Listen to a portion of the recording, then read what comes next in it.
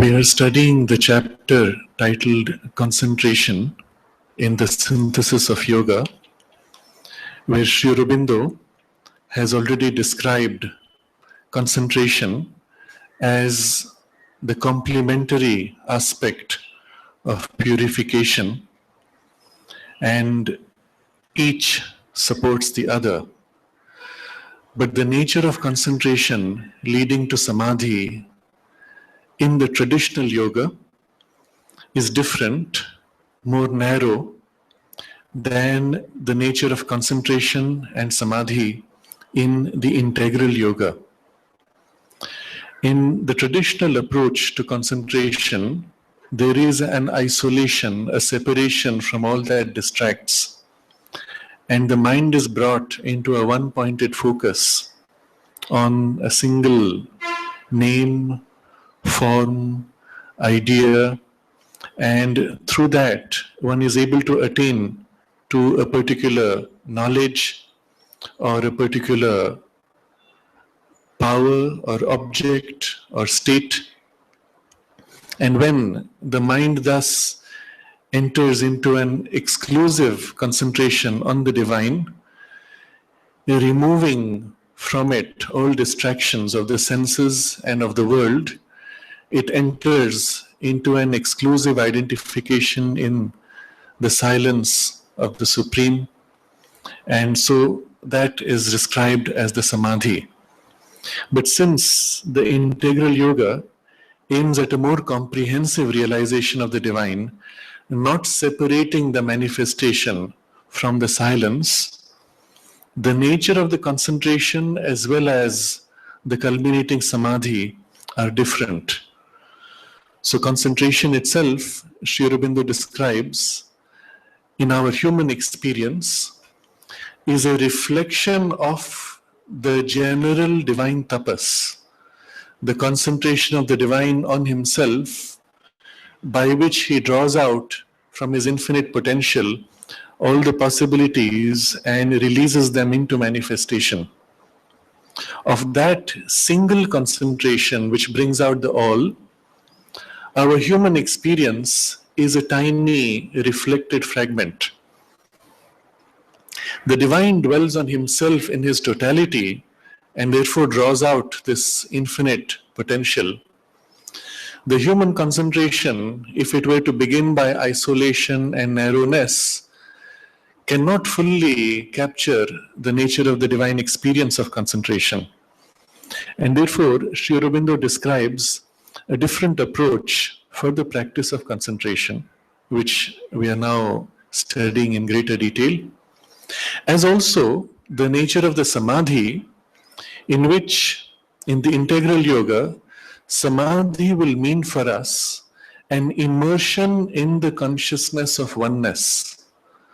But that immersion can exist completely, both in the full physical waking state, as well as the indrawn, interiorized, subtler world experiences, as well as in a complete withdrawal in the creative consciousness or even in the transcendence. It will be still a continued immersion in the oneness.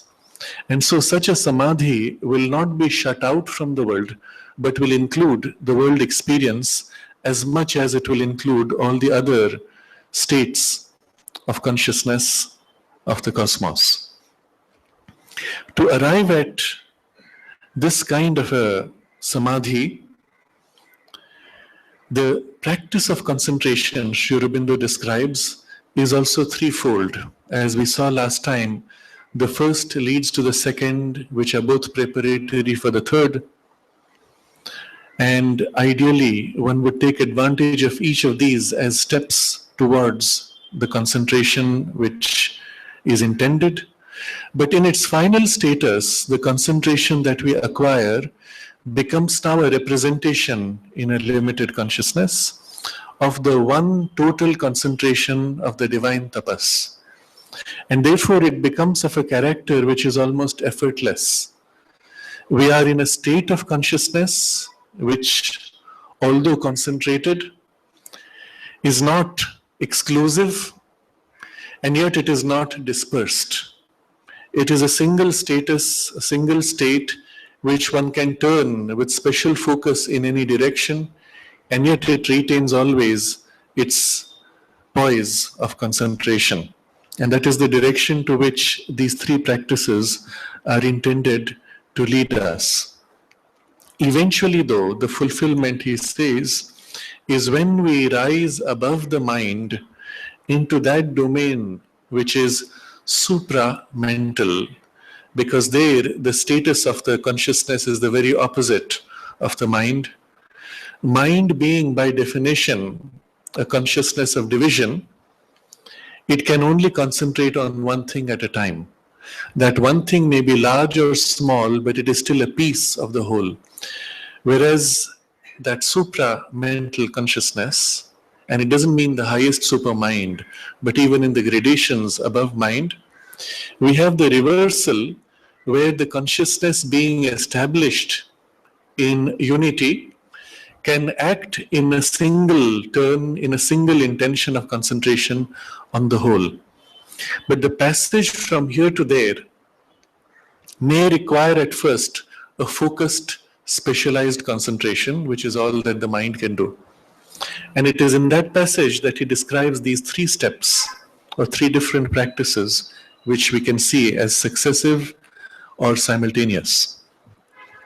The first step, he has said, which we read last time, was to accustom the discursive mind to a settled, unwavering pursuit of a single course of connected thought on a single subject without distraction. And this, you will see, is common to practically any practice of self-discipline, any practice of a mind control or self-control.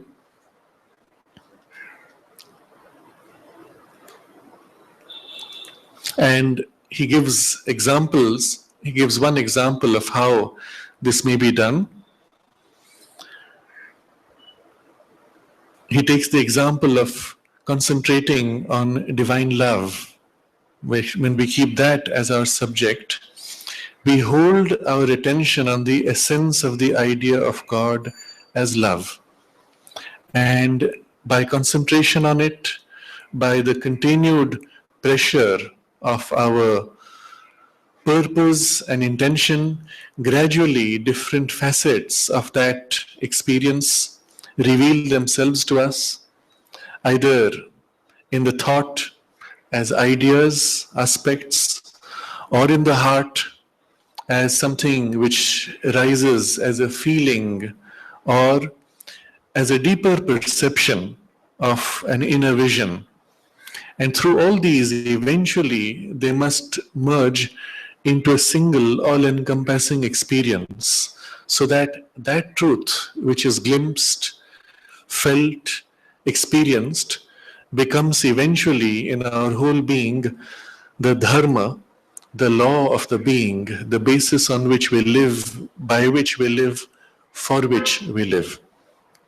And so in this way, the mind, although in thought, in process of active thinking, and perhaps even wandering around that central focus, it cuts through to something deeper which begins to reflect into the mind, and then into the heart, and eventually into the whole being.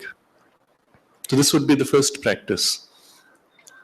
The second is, he says, a more strenuous method where we fix the whole mind in concentration on the essence of the idea only, so as to reach not the thought knowledge or the psychological experience of the subject, but the very essence of the thing behind the idea. And so he says, in this process, thought ceases and passes into the absorbed or ecstatic contemplation of the object, or by merging into it in an inner samadhi. So in this practice, we have basically taken the first practice and pushed it a step further by dwelling on the thing behind the idea, which is already outside the domain of the mind. It is as if this exclusive focused concentration cuts through the limit of the mind's barrier and begins to enter something beyond. Now, when that first begins to happen, obviously there is a cessation of thought, because any thought activity prevents from going into something which is essential and formless. And as we begin to enter that, there is a kind of a stupor for the mind. Sometimes even when we return from it, the mind feels more dull, because I find I can't think It is as if the mind is numb. But during that state of concentration, one is at first often in a state which you cannot describe because there is not yet formed there the awareness of that consciousness. It is super conscious, above the domain of the conscious. And yet you are aware, differently aware, as if spaced out, unable to describe that state. But as we persist, gradually a new form of awareness develops there. You're able not only to hold that poise consciously, but you're able to recall what it is like and then directly enter into it by remembering, concentrating, and just simply by act of intention and will breaking through and entering it. And then we find there can be a further deepening, widening, and so on. But he says, thought ceases and passes into the absorbed or ecstatic contemplation of the object, or by merging into it in an inner samadhi. These describe two further stages. So in the first stage, there is still a separation. You are still contemplating something which is there. And so you being completely absorbed in it, there is a state of immersion in the higher consciousness, but with it also a delight which begins to fill. And this experience of delight, which can even become ecstatic, is an experience which belongs properly to a consciousness of oneness. Any consciousness which is divided, which is fragmented, also fragments the thing which descends from above.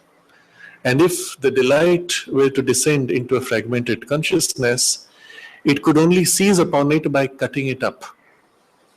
And in cutting it up, it splits it typically into these three reactions of happiness, sadness, or neutrality. Or if it enters the domain of the sensation, it is pleasurable, or it is painful, or it is neutral.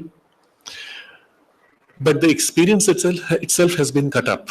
And you cannot experience delight in a consciousness which can know only in pieces.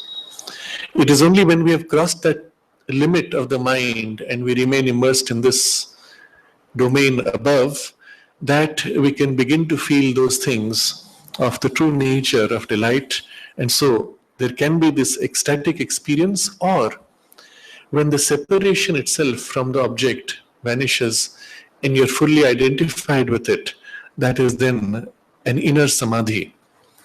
Inner samadhi because it does not by itself automatically remain when you come out of that state of concentration. And so he says, if we follow this process, then subsequently the state into which we rise must still be called down to take possession of the lower being, to shed its light, power, and bliss on our ordinary consciousness. For otherwise, we may possess it, as many do, in the elevated condition or in the inward samadhi, but we shall lose our hold of it when we awake or descend into the contacts of the world. And this truncated possession is not the aim of an integral yoga. And this kind of experience all of us have had at different times, to different degrees, on certain special occasions, sometimes on a birthday, sometimes on a darshan day, sometimes simply because of a sustained concentration, and sometimes spontaneously for no reason at all, when there's a special descent of an experience. We find ourselves exalted in states which may be very similar to what we have read. But we know also that this is an abnormal state in the sense that we are not familiar with it. It is not normal to our daily routine consciousness. And yet, we are able to stay in it almost effortlessly for a while. Eventually, Sri Aurobindo describes, the human substance tires of these higher states and must eventually pull down. And so we find ourselves gradually losing it, the glow beginning to fade, or sometimes we take a nap and we wake up and it seems as if everything is gone. So, and after that we cannot access it anymore. So the secret here is, in order to be able to access that at will, we have to work consciously to link it with the so-called lower or outer states. We lose our hold of it when we awake or descend into the contacts of the world. And this we lose because we have not linked it. And how to link it? The state must be called down to take possession of the lower being, to shed its light, power and bliss on our ordinary consciousness. So called down, and it takes two forms. One is you are in that state, and then gradually from that state you begin to link with various activities of the world in a small step, not rushing into activities, then you lose everything. But in a small step where you start, for example, wiping the table, just as when we emerge from deep sleep and the dream memory is still fresh, if we suddenly move the body and get up, the whole thing just vanishes within seconds. We can feel it slipping out because we are shifting into the surface body consciousness and the thing just slips out from the surface memory. So the mother recommends not moving at all in order to recall the dream. Catching it by the tail and slowly drawing bits of it which are already half receded until eventually you have the full recall in your waking consciousness, but still without moving the body, and then very slowly begin to move the body. Something similar needs to be practiced when we are in that either deeply interiorized state or heightened state. When we are interiorized, this principle is much more obvious. You come out and you lose everything. When we're in a heightened state, it's not so obvious, and so we don't feel the loss as quickly. But the principle is still valid. You first remain extremely quiet, and then very gently and gradually begin to move the body. Perhaps just your hands, something very simple that you do, or just slowly get up and walk gradually. Your attention is still concentrated on the state, and you may walk back and forth. But then gradually you turn that state towards the body, the world, not fully entering the world and body, but still just turned towards it. And then what he describes, shed its light, power and bliss on our ordinary consciousness. It's as if you turn the glow towards these things which belong to the normal body and surface consciousness, and remain still poised there, turned outward though. The second kind of practice is, as you find yourself gradually slipping into the normal consciousness, you turn this state, which is now sliding down, upwards and try to receive the light from that state. It's as if the state continues above while I'm sliding down from it, but I remain turned to it in memory, in attention, in aspiration, and to receive its light, its power and bliss, even as my awareness is gradually settling downwards, coming more and more into the surface, ordinary consciousness. So there are two directions. One is from there to radiate down, and the other is from below to turn up in remembrance, aspiration and receptivity. Subsequently, when we feel as if we have lost that state, we can use the second method, using the memory while it is still fresh. So if it has been an afternoon nap, then immediately after the afternoon nap, you splash water on the face, make yourself a little fresh, and then recall that state. You may not feel it as vividly as before, but you will still feel the glow of it. And then you remain as if your whole being turned up, receiving the glow and allowing it to permeate, habituate the body and the different layers of consciousness to that feeling. And then sometimes you will find as if something of that experience begins to return spontaneously. And when it returns, you are not fully exalted, but you're somewhere in between. And that's how it forms a bridge to the rest of our ordinary consciousness. And what we need eventually is to be able to hold that state fully in full awareness and in full activity in the world. This may involve a partial interiorization. That means you feel yourself somewhat distant from the physical senses and the body consciousness, but you're still engaged with the senses and the body and the world. And eventually, when the whole thing is bridged, you will find there is a continuity and no loss. And you see how this automatically leads to the third exercise, which could be done in sequence after these two, but also can be practiced separately. And so he says here, a third process is neither at first to concentrate in a strenuous meditation on the one subject, nor in a strenuous contemplation on the one object of thought vision, but first to still the mind altogether. So the first method was the strenuous concentration on the concentration in a strenuous meditation on the one subject, which is always the divine in any aspect, the divine as love, the divine as knowledge, the divine as all potential, the divine as transcendence, the divine as manifestation, the divine as Ishvara, the divine as the manifesting Shakti, or the divine as the beloved, the divine as the master, the divine as the friend, the divine as whatever it is at that moment. But there is the mind dwelling and the experience emerging. Or the second method, strenuous contemplation on the one object of thought vision. So the thought vision already, it is as if the mind perceiving something beyond the visualization of the senses, and then this exclusive focus. Instead of both these, you still the mind altogether.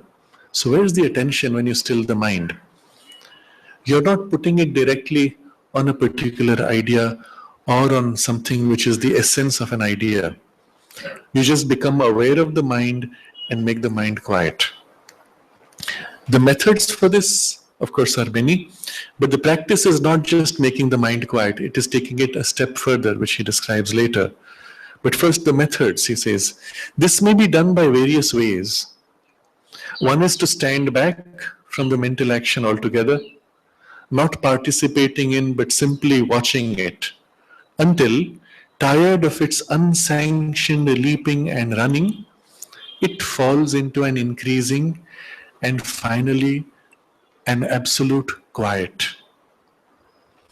Another method is to reject the thought suggestions, to cast them away from the mind whenever they come, and firmly hold to the peace of the being which really and always exists behind the trouble and riot of the mind.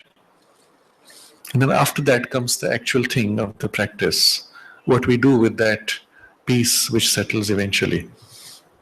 But again here, the two methods which he discusses are the most common, direct, recommended methods for the integral yoga, for silencing the mind. But there are many other methods which are indirect, and to that extent sometimes more easy for someone who is not already used to this kind of a direct concentration.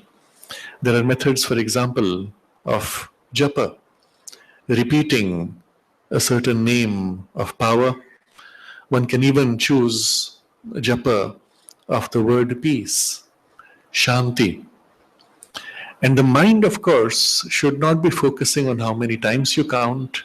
It should not be focusing on the pronunciation or the words themselves, but the idea behind the word. The word is only a point to grasp for the idea behind. And you have to dwell on the idea of peace, feel the peace, visualize the peace, contemplate on the peace, and then eventually it becomes the first method leading to the second. The peace begins to be felt and settles. Or Sri Aurobindo suggests later in the chapter on the intuitive mind to keep the attention, to shift the focus of our attention upwards. The mind itself turns up to become aware of the consciousness above. In the letters on yoga, he discusses this as a method for silencing the mind, that at first the mind draws back from the senses, becomes aware of itself, and then turns up, becomes aware of the consciousness, a vast presence above, and becomes aware also of a peace above. And then he says, you must bring down that peace, or you may even experience rising into it.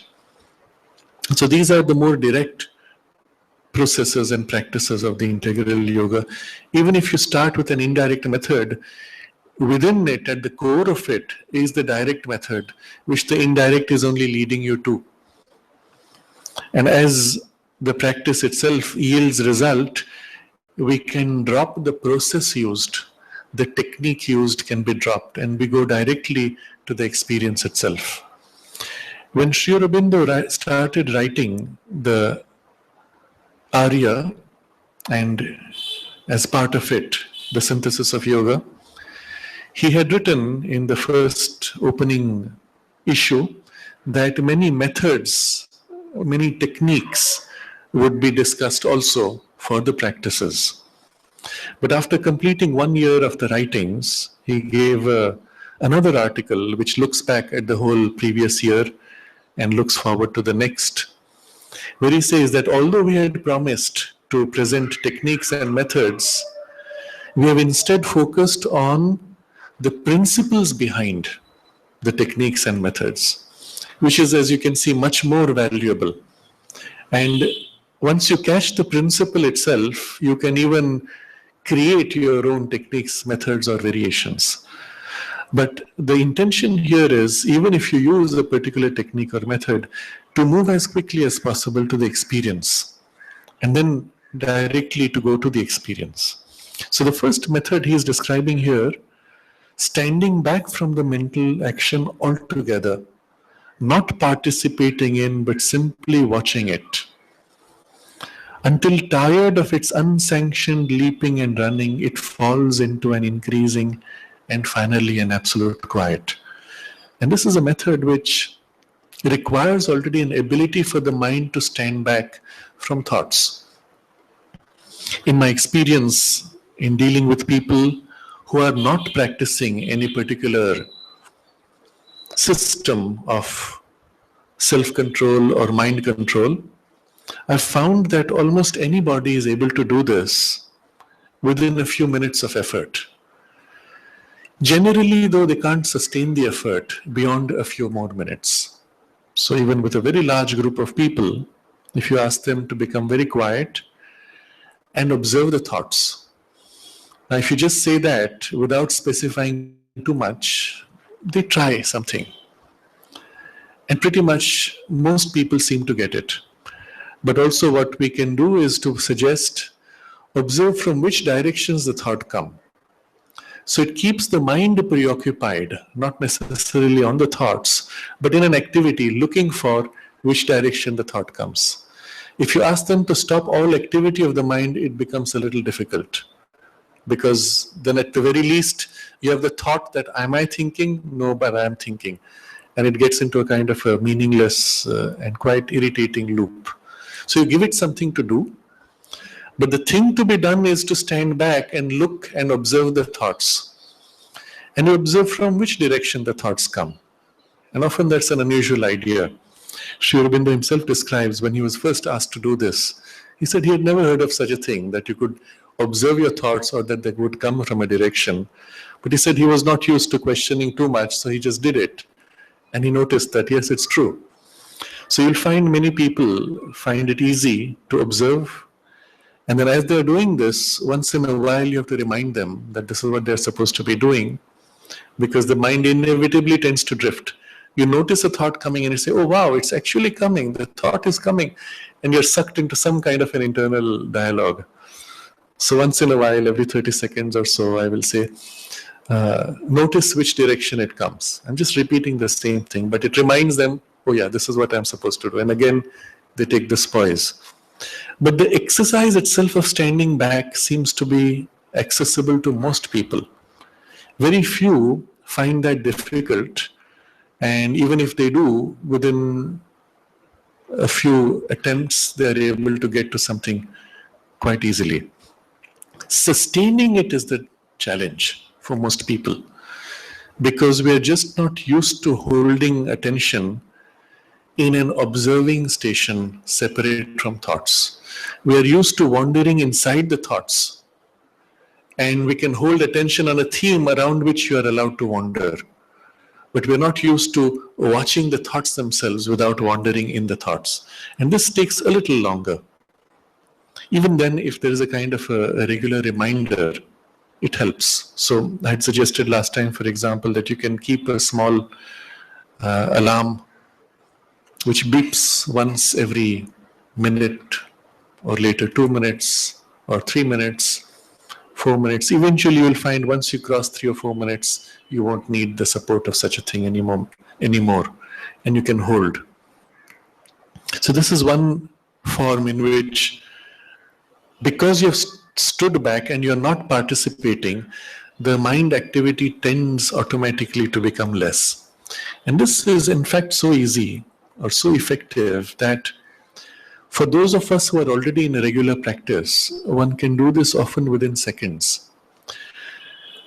The actual exercise of separating from the thoughts and watching the thoughts may still be strenuous, but you can do something else, which is simply become quiet, stand back from your thoughts, become aware of this region which is your awareness of your mind. I will use the word mind space, your mind space. It's like a part of you that's aware, and this is your mind. Just becoming aware of it and remaining observant of it, not even looking to observe thoughts, just holding this awareness and staying like this. And if you remain for a few minutes, you'll find no thoughts come.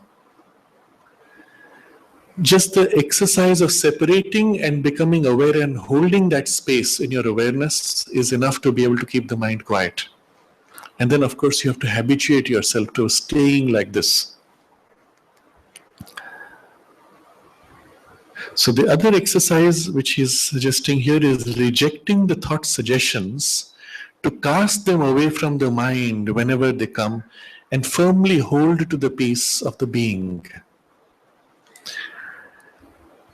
So here it's a continuation of the first. If you remain aware, after a while a thought will tend to come. Now when initially thoughts come, you can feel something comes and the thought process starts. But when you hold your mind space like this, before the thought comes, you will feel something nudging, pushing, a kind of a restlessness gradually trying to come into your thought space. This is what he's referring to as thought suggestions. To push out a thought is a different exercise, but to prevent a thought suggestion is much easier. So you feel this restlessness of something wanting to come, and you just relax and refuse it.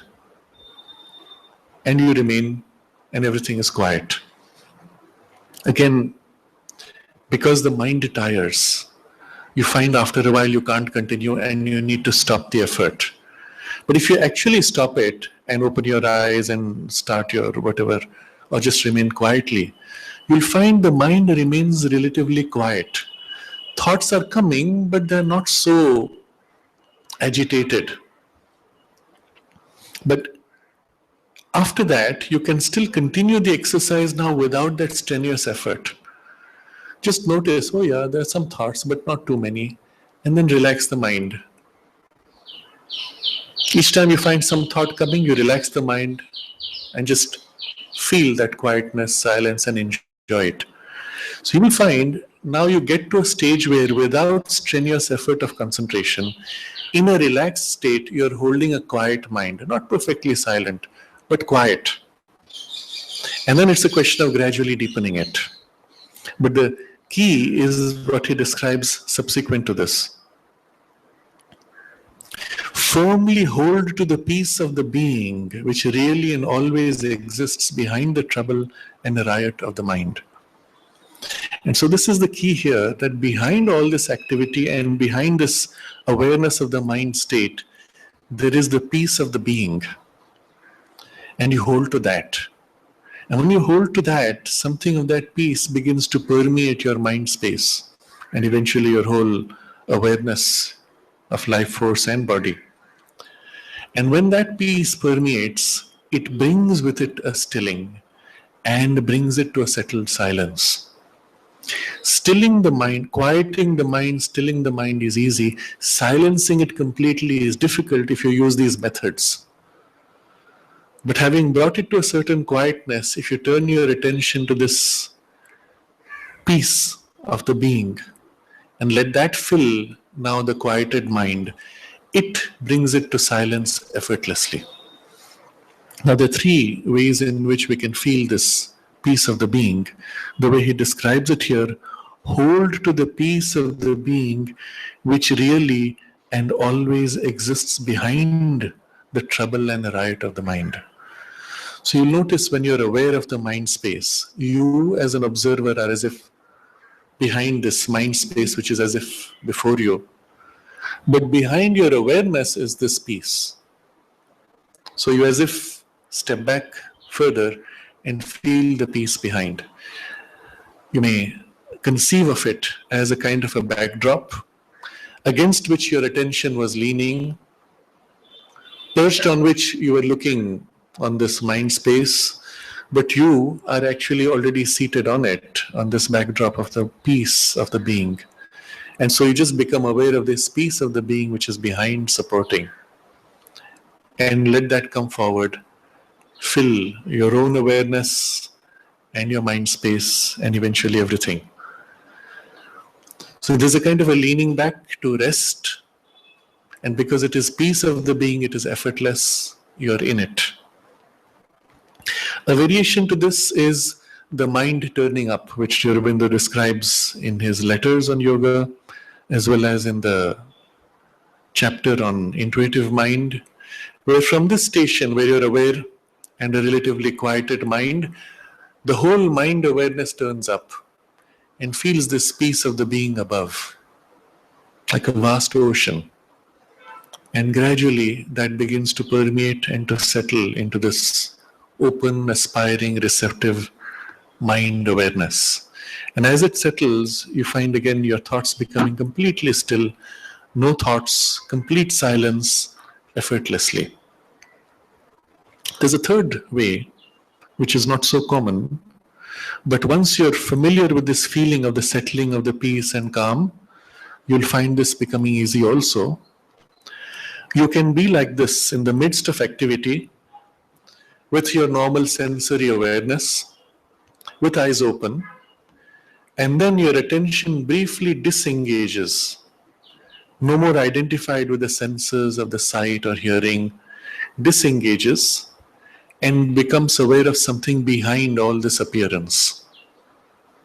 So already you must have had the experience of this feeling of something behind or above, but once that comes, and that comes easily, this third method becomes possible. You remember this feeling of something behind, a stillness, a silence, a peace, a calm, even a presence.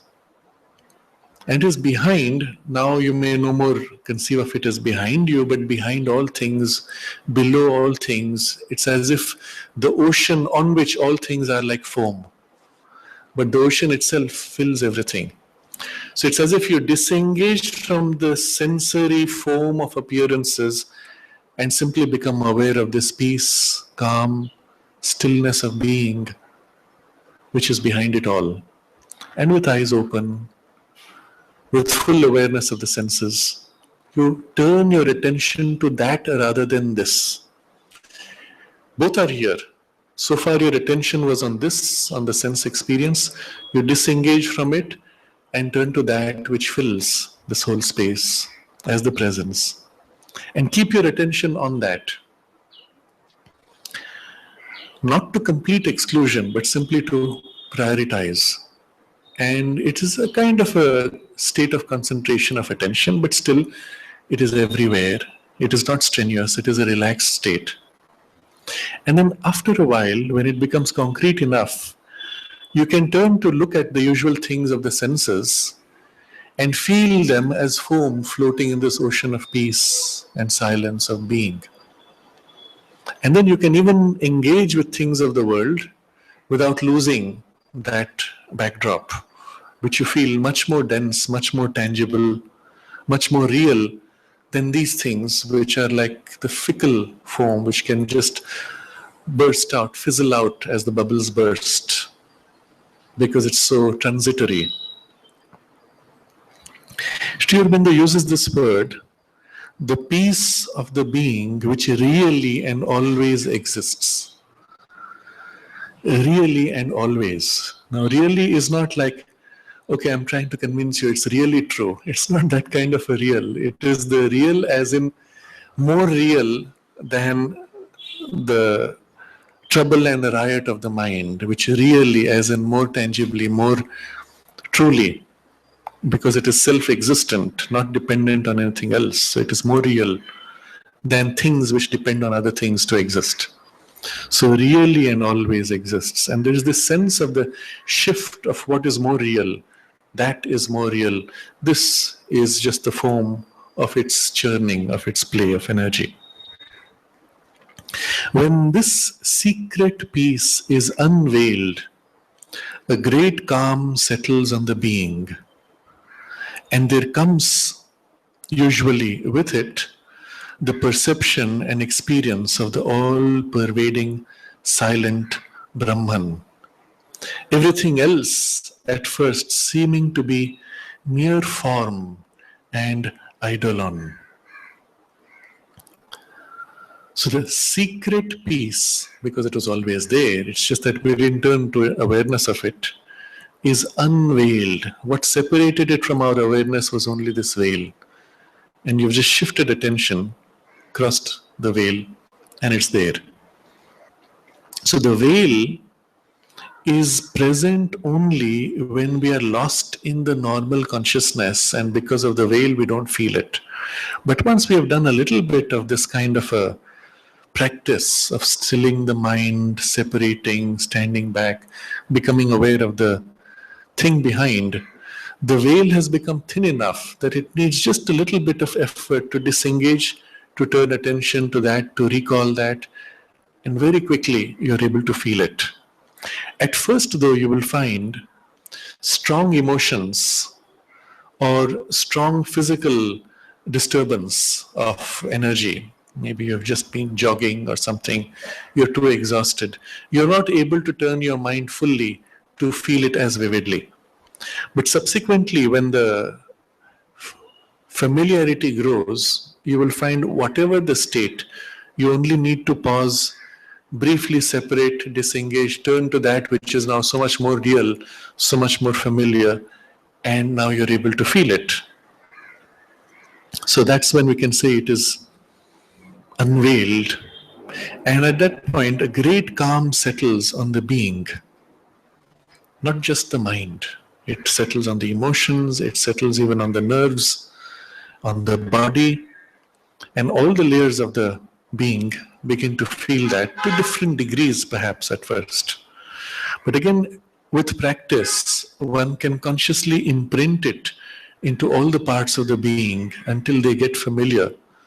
And after that, when the familiarity is there, you're able to turn, to open, to feel, and then consciously feel it on all the layers of the being. In the mind awareness, in the higher parts, in the mind awareness turned to the senses, in the life energies turning upwards towards the mind, in higher emotions, in the life energies more embedded in the body sensations, in the body feeling of the nerves, in the tissue of the body, in the awareness of the body extending beyond the physical, around in the nervous envelope, in the aura, and everywhere you are just by turning attention, able to turn that part of the awareness to feel and hold this until you can feel it in continuity in your whole being and remain holding this.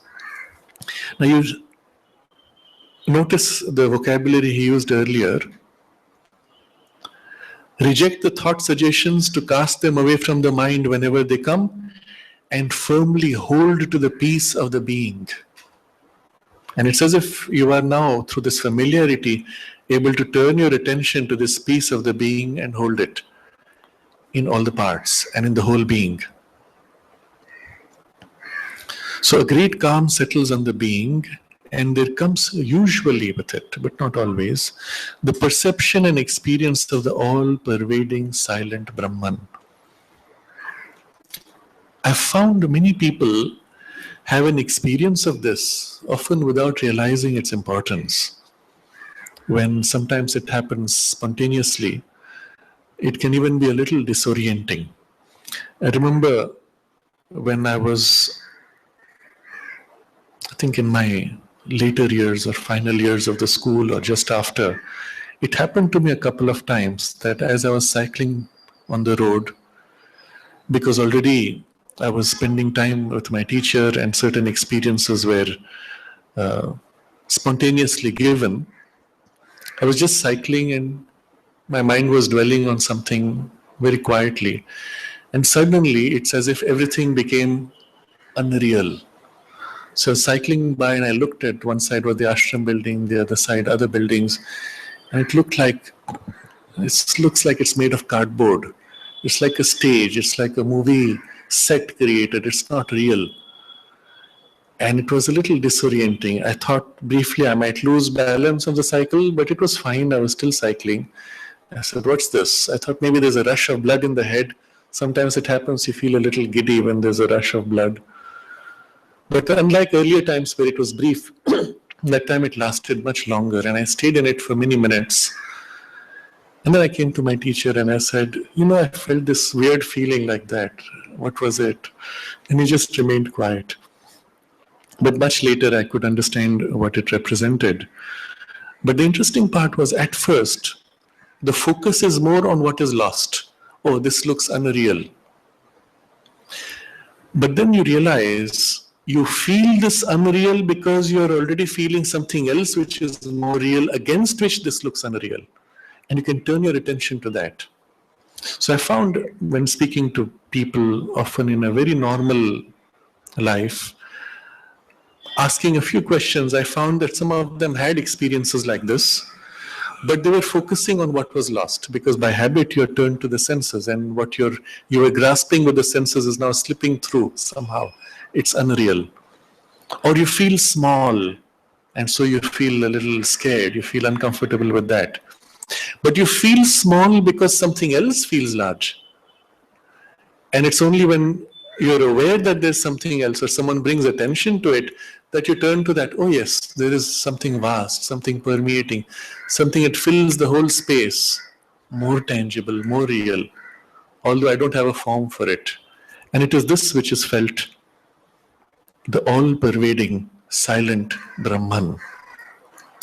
Because it is formless, silent, therefore you do not have anything to relate to, and so the mind does not automatically recognize it as a thing in itself. So we are looking for things to grasp.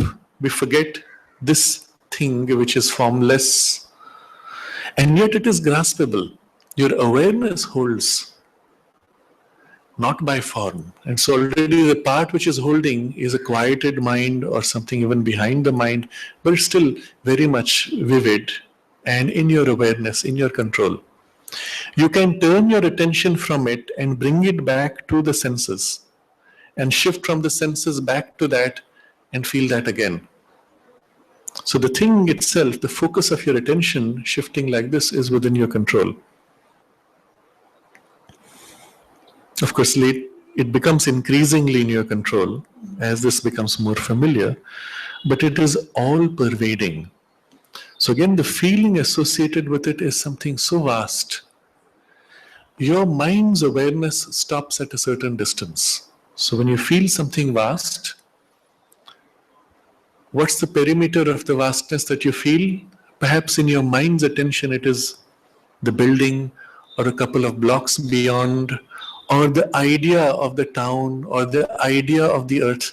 But already at that point you don't feel it, you conceive it. The feeling awareness is often extending a certain range of a few blocks.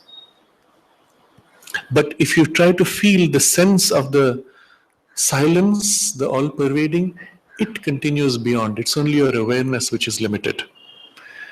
You can then consciously allow this edge of your awareness to dissolve and let the awareness extend. Becoming aware of this all-pervading, it is of course there into the universe. You do not have a picture anymore. Or your mind conceives, but it doesn't have the same vividness. But just allow that to extend. Let it reveal itself. Let it draw your awareness into its own extension, into its infinity, and into its silence, and rest in that, remain in that, get habituated, and so on. And it is with this that one begins to experience the true sense of infinity. The actual experience only happens when we are on a level above mind, because mind being finite, limited instrument, it must cut always, although it senses something beyond. When you allow the thing which senses it beyond to fully emerge, then you're often at a level just on the edge or above the mind, and then you experience it is there, whole, complete, infinite, without borders, silent. So the all-pervading silent Brahman. You will recall a message that the mother gave. It was, I think, a New Year message, which went something like this. When you can become conscious of the whole world at the same time, then you can become conscious of the divine. And you have a sense of what this is like. To become conscious of the whole world at the same time means already in a part of you, some layer of the awareness of the mind, of the edge of the mind, of the conceptual edge of the mind, you're conceiving of the whole world in totality. And that's the edge on which you begin to experience vividly this all-pervading silent Brahman. And then automatically in relation to that, everything else at first seeming to be mere form and eidolon. Just a figure, even not even the form of it, but a vague figure of, oh yeah, there's the idea of this, idea of tree, idea of building, which is behind. That's the only thing which remains. The form of the building itself is so fickle, unreal, fake. Imagine if a person were to experience this too intensely without sufficient preparation of familiarity or without the background of what it represents. If he took that to be his practical reality and began to say things like, you know what, everybody is out there to get me. It's all a show put up to deceive me. You can see how it could lead to a very common form of insanity or a form of conspiracy, that everyone's out there to somehow cheat. They're all in it together. And even all this is made up. And there are people like that who are locked up, unfortunately. But what they're locked up for is the beginning of a spiritual experience, which either has not been explained to them or they don't know, or the transition has not been gradual. There's a sudden experience and it is so vivid, the old experience of dealing with the world falls away. Even that becomes unreal, and now you don't know how to navigate this experience. And this is the reason why in the normal process of evolution, the transition is made so gradually. And we've repeated brief, gradual glimpses of something more, something more. One gets used to it until it becomes so normal that you've even forgotten what it was like to be in a narrow, closed, shut-off sensory consciousness. That's forgotten. I remember when, as a child, And this would be familiar, common experience for all of us, if we recall that time. When we heard words, often quotations from Sri Aurobindo or the Mother, when we heard words like sincerity or truth, the word sincerity was somehow too complex for the mind of a 5-year-old or even 8-year-old to fully understand. What does it mean when you say sincere, be sincere? So we were taught by heart some of these statements. The ideal child, what a child must always remember. So as children we were taught this, the necessity of an absolute sincerity. What does the mind catch at that point? Even necessity of a sincerity, it's too complex, too abstract to hold. But yet there's a part of the mind which senses something, but you cannot articulate it. As little children, and we can all remember things like this, we knew things which we had no words to express. Even if we try to express it in words that we know, we cannot translate what we know into this level of vocabulary, which much later you find as you evolve gradually becomes accessible, and now you're able to articulate very complex, abstract thoughts or experiences using words. But it's as if something had not yet formed in the evolution to bridge that layer where you are aware, not living in it, but you're aware, but you're living here and you're not able to link it into the domain of the senses and words. So something like that happens in subsequent evolution also, where we have certain experiences like this. And this is the reason why all those who have had either an out-of-body experience or a near-death experience undergo a radical shift suddenly from that one experience, because they've been in this state, any state which is already transcending, going beyond the mind's narrow sensory limits. You've experienced something vivid, something vast, something more real, more concrete than this limited sensory experience, and then you come back with full memory of it. Even when the memory is not conscious, you've come back after the near-death experience, but the specific memory of what happened on the other side is lost. The imprint, the stamp of that experience remains, and somehow you're changed. Somehow you're less superficial, less interested in transitory things, less obsessed with personal possessions. If you observe carefully what all these things represent, a greater familiarity with completeness, with wholeness, with oneness, underlying things. And so personal possession is not so attractive anymore.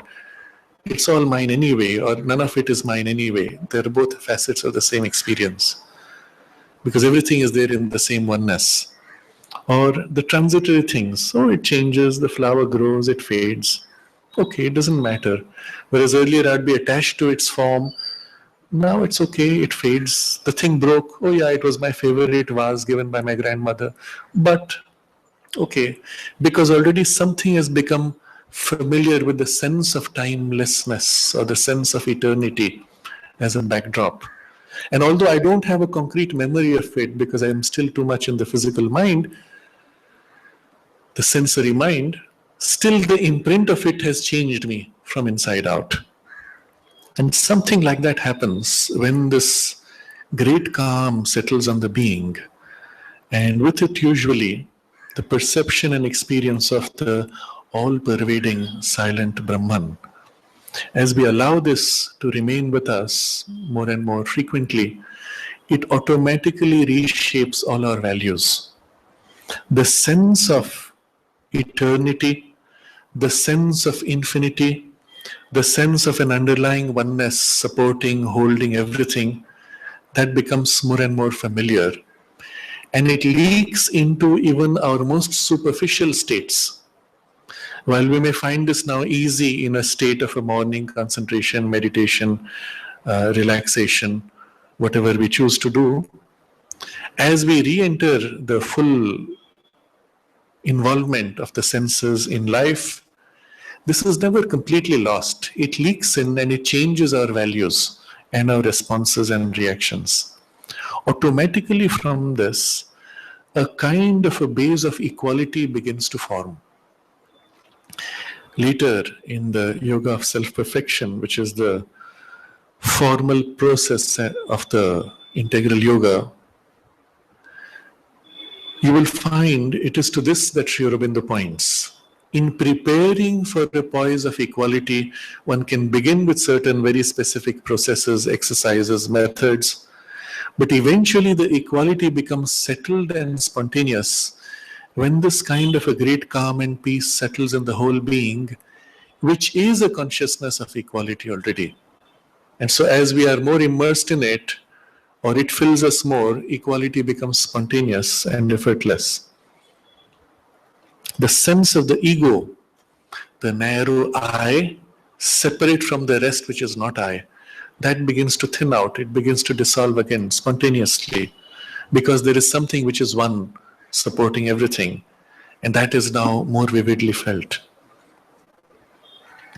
So everything else at first seeming to be mere form and eidolon.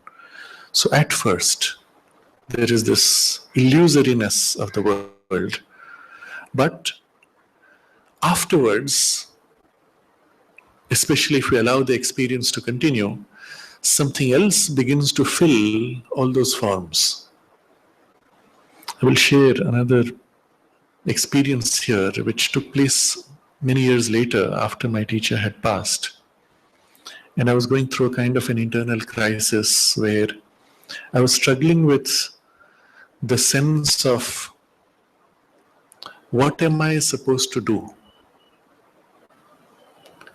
And it was going through a very intense introspection because I realized I had been deceiving myself. I had been doing things which to myself I convinced were genuine when in fact I was deceiving. And so I was not happy with that. And going through, there were many layers of self-deception that I discovered. It was a very painful experience to recognize how deeply enmeshed we are in self-deception, or how much that is even a part of the substance of our humanity. And then after all that, it was as if everything reached a kind of a vast emptiness, and I looked at the whole thing and there was no point to it all. And then I had this very powerful sense of seeing the vast flow of time and huge cycles of civilizations forming, collapsing and forming and collapsing across thousands of years. And after all those thousands of years had passed, the substance of humanness was exactly the same. And from that substance, all the seed motives were exactly the same. The forms in which they emerged were varying, but they were all still pretty much the same things repeating. Nothing had really changed. And so I watched this for a while, and then I said, my God, it's true. The Buddha was right. It's all quite pointless. And the illusoriness was in full intensity. Of course, because we have been drilled in and we have heard and perhaps even experienced things before, you know that there's something more. But at this point, it's the experience. The experience does not contain anything more. And so I stayed like that, and it was actually about 3 days. And then I said, all right, so I accept. It's all pointless, meaningless. But still the question which was there came up. So what do I do? And then as I waited, it was felt in this way. It was vividly felt like a massive, huge energy above, suspended over this emptiness. And it was so massive that if it were to release itself, it would shatter the whole universe. This was the divine energy, the divine power. And then it was revealed that there's no words, no forms, just this awareness revealing, this is what has to be manifested here. So, okay, then still the question came, so what? What do I do? Because still I don't know what I should be doing. That's what it wants to do. But so I could also feel, because it was so massive, so powerful, because it could shatter the whole universe if it was premature, it had to release itself very slowly. So I understood, okay, that's why evolution takes time. All that was fine, but what do I do? And then everything cleared, and I saw 2 points. The only thing real, everything was unreal. Only 2 points. That point which I know as the mother, and this point which I call myself. And this existed in relation to that. That was all. I said, okay. So what do I do?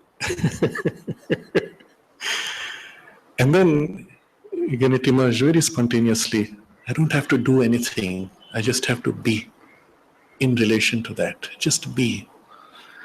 And when you are, action will flow spontaneously from what you are. Just as an example, if you're standing by the side of the road, or if you're walking on the road and somebody next to you falls down, what do? Instinctively. So you see on many videos, it's on the internet now, hundreds of people just walk by, they don't bother. Somebody sees that and stops and bothers. What's the difference? Spontaneously, without thinking. What you are. What you are being what it is, the response, the reaction, the flow of your nature, habits, it just happens. So I don't have to do anything, I just have to be. When you are, action will flow spontaneously, effortlessly, and it will be the true action. Okay. And then something more emerged. Around this point which I saw as myself, there were 3 layers preventing me from being, which I understood later, thinking about it. They must represent the 3 sheaths of the mind, life, and body, the triple knot of the Veda, which prevents the soul from being free. And so I realized that I have to somehow peel off these layers, free myself from this to be truly myself. And then gradually that whole experience faded out. The purpose for which that whole quest had begun, it had reached whatever it could give at that point, and the thing faded out. I'm sharing this because the experience itself was so intense and vivid. Perhaps it may be of use as a reference also. But it led to this, the sense of the whole universe seeming to be only form and eidolon, meaningless, pointless. And then there was this thing, something else, which was so much more massive, so true, so full of power. The sense of power was first, and then the infinity, and behind that even the bliss, things which were glimpsed but not felt, not experienced directly. And the whole journey of evolution, if you see in this sense, that the struggle of emergence out of matter, the formation of life forms, of mind, and all the activities of the mind, all of these are just a preliminary to create a base for this massive, blissful ocean of divine power to manifest eventually. And the link point is the human being. And so, while this experience of emptiness or the illusoriness of the world, etc., frees us from the falsehood of the appearances, there is behind it something much greater which reveals to us the extraordinary manifestation that is still waiting to come, using all these forms which are still hollow because they are not yet filled with explicitly with the divine presence. And we are the link point through whom all that has to be worked out. So everything else at first seeming to be mere form and eidolon. And when that first sense passes, then the rest of it begins to fill. Sri Aurobindo describes elsewhere the 3 realizations which I described in the Isha Upanishad, but which are also at the base of the integral yoga.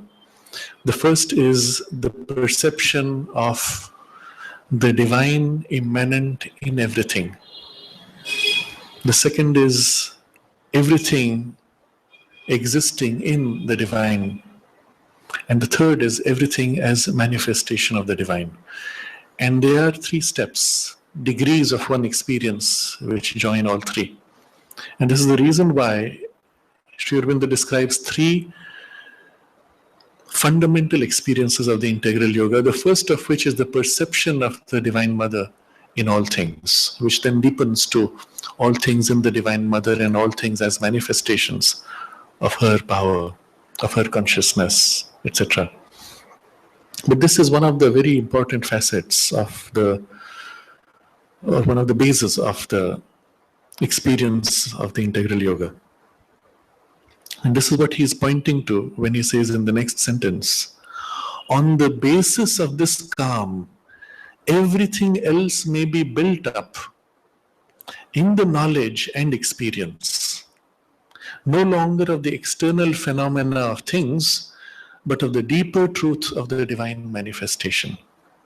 So it's literally, once you've gone through that kind of a crushing experience of the illusoriness of all the forms and appearances, then everything else after that is like a rebuilding. It's like you're newborn, and you're learning now once again to re-engage with the world, now seen in a completely different light. So that's why this phrase, built up, everything else may be built up, but in the knowledge and experience of the deeper truth of the divine manifestation, which we have felt by then this vividness of the all-pervading presence, and especially if we focus not so much on the emptiness, but the fullness, the presence of the Divine Mother filling everything, then we now begin to see all things as expressions of that, manifestations of that, but struggling through stages, through steps to reveal the truth behind, which is still hidden through so many layers. And we accept it may take time, but this is the direction in which it is flowing. And then when we look at situations, we review them in a very different light. We do not see errors anymore as errors. We see them as attempts of that presence behind to work its way through the layers to be able to manifest. And of course, there are zigzags because it has to work around layers which are resisting, opposing even. And so there are zigzags, and those are ignorances, errors, incompletenesses, distortions, but there are steps, stages through which everything is moving steadily, inevitably towards the intention. And so you have a very calm certitude. Yes, it will happen, there's no doubt. You may still be not happy with the pace of things, but you know there's no doubt. Nothing can happen which does not eventually support and assist that greater outcome. And all these things become normal to the perception. And so you begin to view things very differently. And it is all real knowledge and experience of the deeper truth of the divine manifestation. This itself may come in many layers, but whatever comes to begin with already gives you a certain concreteness and a certitude because it is experiential. No longer of the external phenomena of things. Now, from this point, something changes, and the true nature of the concentration can begin to be, which he now describes in this last paragraph. Ordinarily, once this state is obtained, strenuous concentration will be found no longer necessary. A free concentration of will, using thought merely for suggestion and the giving of light to the lower members, will take its place.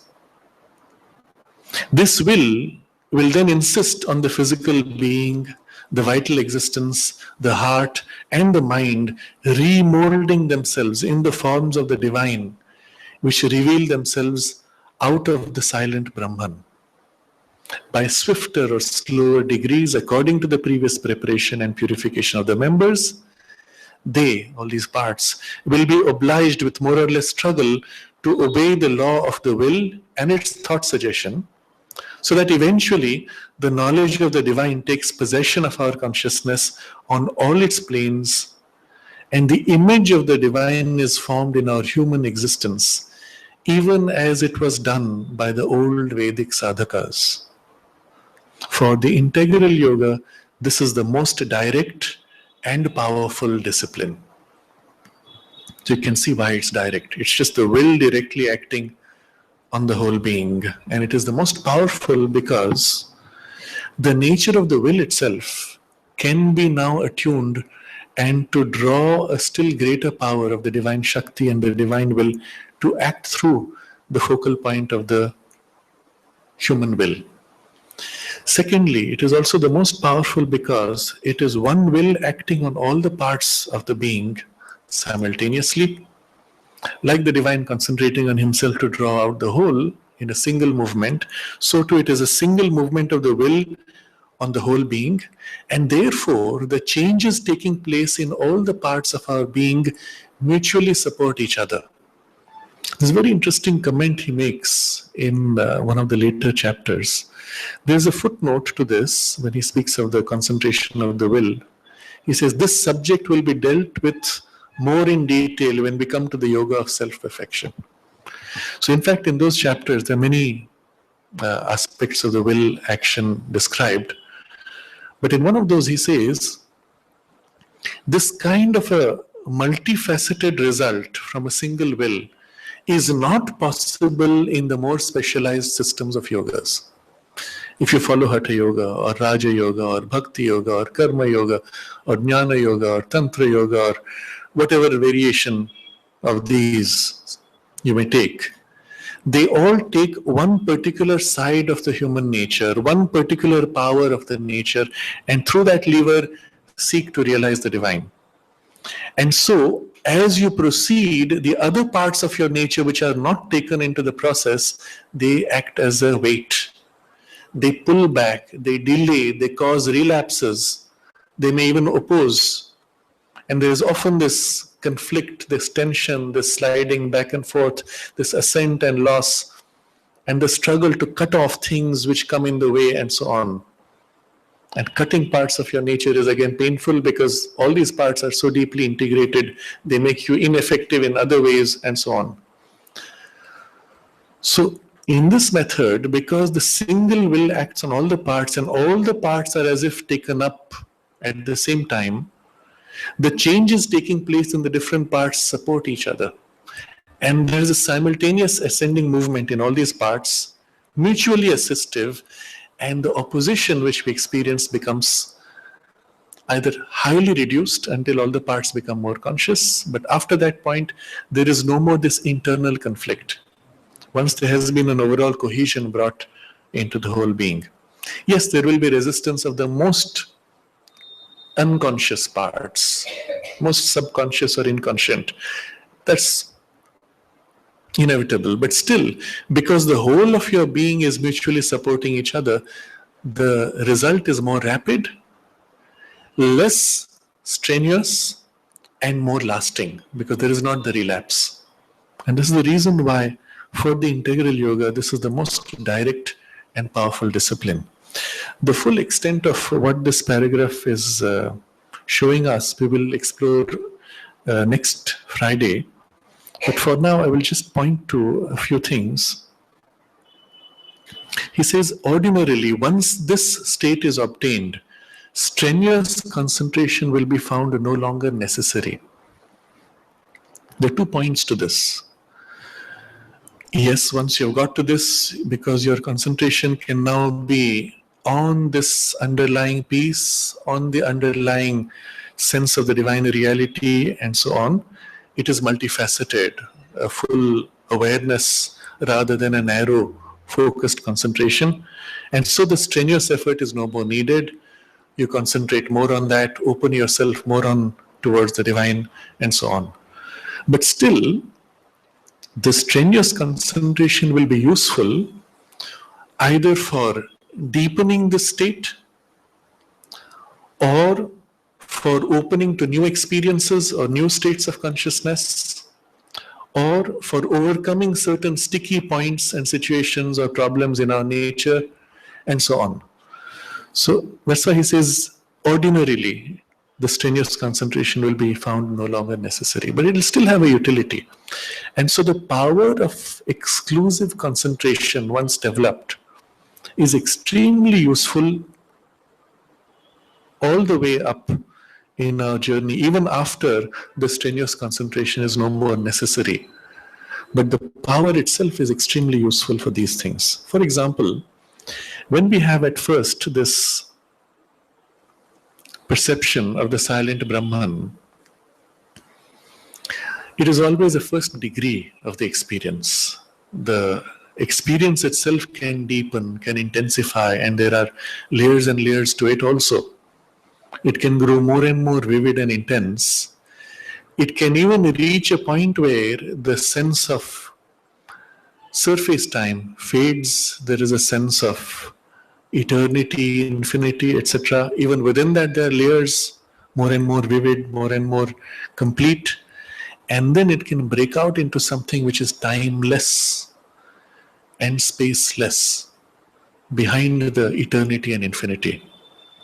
And it can even, in that way, lead to a kind of a freedom, into a transcendence of all manifestation, where everything just ceases to be,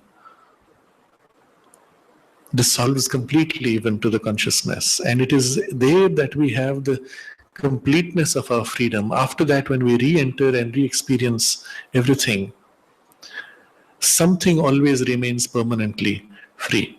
So these kinds of deepening of the experience, even of the silent Brahman, or the deepening of the vividness and intensity of the peace that settles, may still utilize us an effort of concentration, but we may no more call it strenuous because it is joyous. It may still be intense, but it does not carry the sense of strain with it because it is so joyous and beautiful. Then he says, a free concentration of will using thought merely for suggestion. Meaning that when you are aware like this, let's say you're aware of your whole being, and then you turn the whole being into a certain intention. Suppose I find now I'm tired. I've just been walking for a long time, or I've been working through the whole day on my feet, and the body is tired. And then suddenly something comes which requires attention, something urgent. Rather than allowing the body to lapse into tiredness, I can hold the whole awareness, mind, life, body, and gently will it now into freshness for this specific work. And it's a single movement which is carrying all these parts together and turning it, infusing vitality, energy, clarity, and I change my whole state. I'm as fresh as I could be in the morning for this purpose. And then once the work is done, I allow the body, or even will it, or allow it to rest, come to relaxation and rest for whatever it needs for its regeneration. So it's possible to have this kind of a will, but the thought still plays a role here of suggestion for this purpose. So if I feel I'm falling ill, or I'm already ill and I want now to reverse, to speed up the healing, the thought is what gives form to the intention for this purpose, for this intention. But the thought is suffused in the whole awareness. It's as if turning the whole body, mind, emotion, awareness with this intention. And the intention plays an enormous role here. The suggestion, the direction that the thought imprints. We will find that when we look back at earlier phases of our own development, this thought suggestion was working subconsciously to suggest illness. So for example, I've done this, I've got wet in the rain, I'm soaked, I feel a chill, a shiver, and the memory of the last time when I felt that chill and I had a fever, that comes back, and the thought suggestion said, oh, now I'm heading for that. And there's some part in the being which accepts and allows, and I slide into the fever. I can feel the temperature growing. Oh yes, it's the fever, and then poof, it's got me. But now when we are aware in a different way, and we have the capacity for this will to hold the whole being, you can counter this with the opposite suggestion. Will the body to refuse, will the whole being to reject that fever or even that association, and will it to something different. Now all of these possibilities Sri Aurobindo describes later on in the Yoga of Self-Perfection. And he uses simple phrases. He will say things like imprinting upon the body a new habit. How do you do that? Well, this is the description here. So there are many things like this which are described in great detail in the first three parts of the synthesis of yoga, which are all used with just references later on in the yoga of self-perfection. And this is one of those very important keys of the whole practice of the yoga. I think we can pause here and explore this further next Friday. We can take up any questions or any comments or any experiences you want to share.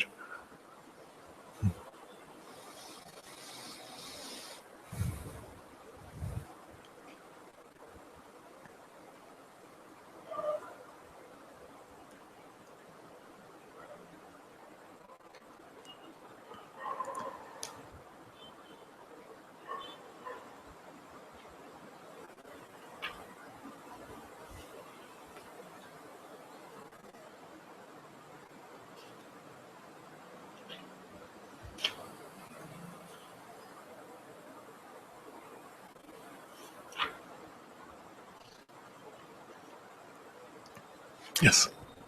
Share one experience. Mm-hmm.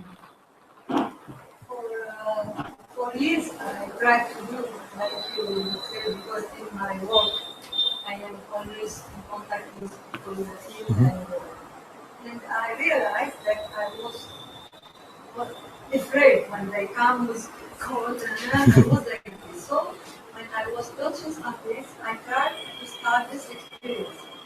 And it works, of course, with the time. Yes. And it works really during some years. It works perfectly because I am no more afraid and I don't touch anymore. And one day, I don't know why. I don't know why. Maybe it was sudden. A person came completely, and I made like I reflex. I went like this to her, and immediately, a second after, I realized that I had fear. Right. And I said, "Oh, come on, why you have fear now? You are going to touch." No, I will try to remove it. I couldn't remove it. The next day, I was sick. It was so. But I realized immediately, the second after that, I had fear, but I couldn't remove it. So what I could do? If you observe carefully what happened when you met this person and how you caught that, it could be that the other person had a much stronger vitality which overwhelmed you. She coughed. Okay. And then I Uh-huh. And then the suggestion kind of creeps in with that vitality which got into you. There's a very interesting passage we will look at next time, which is an elaboration of some of this paragraph, which comes later on in the Yoga of Self-Perfection, in the chapters on the way of equality, I think, where he discusses how when this kind of a shift begins to take place in us, there is a passage where we experience things around us much more vividly as if a part of us. And even there's a period of vulnerability where we feel things in others vividly as if in ourselves. But then how to overcome that and all that he describes. So it will be useful when we see it next time. that will be problem. You know that this will be problem for us. Yes. But at that time, you don't have energy to overcome. Yes. One feel very weak at that. But the one thing you can do when you feel weak and are unable to overcome, go back to this perception of the all-pervading presence. Now, he has described here silent Brahman because that is the first base when we still the mind. That's the first thing which we experience. But subsequently, we also become aware of the active power of the ocean of the divine Shakti which fills. And so we can begin to fall back to that awareness.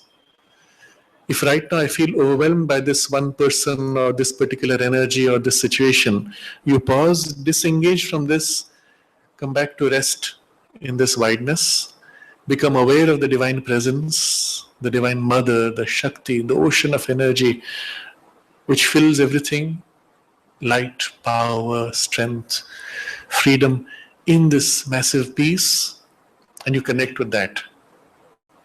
Once you're reasonably aware of this, Bring that awareness into this situation, or upon this situation, or against this situation. And you'll find now it no more overwhelms you, because that greater thing is with you. So as a practice, we may develop the access to this awareness during certain concentration, meditation, etc., at a certain time of the day. But later on, when we in the situation in the day, when you feel overwhelmed, you step back and reconnect and bring this into the situation. Yes. Yes. The difficulty in doing this is only that at that moment when you're overwhelmed, we are unable to disengage enough. And that's why the practice of stepping back and separating, the first two exercises which he has described are very useful to help to develop this, to stand back from your thoughts for the mind control, the standing back, observing the thoughts, etc. Then while you're even in discussion with somebody, you can just disengage from the whole thing in your mind, step back and disconnect and open to something higher and wider. Yes, yes.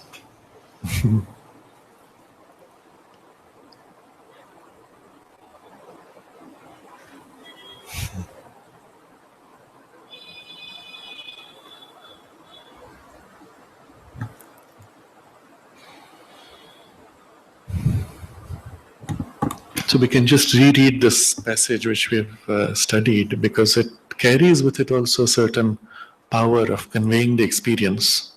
And we can close for today.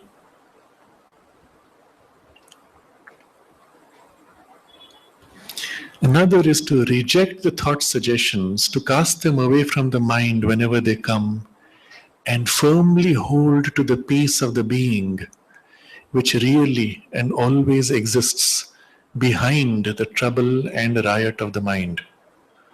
When this secret peace is unveiled, a great calm settles on the being, and there comes usually with it the perception and experience of the all-pervading silent Brahman. Everything else at first seeming to be mere form and eidolon. On the basis of this calm, everything else may be built up in the knowledge and experience, no longer of the external phenomena of things, but of the deeper truth of the divine manifestation.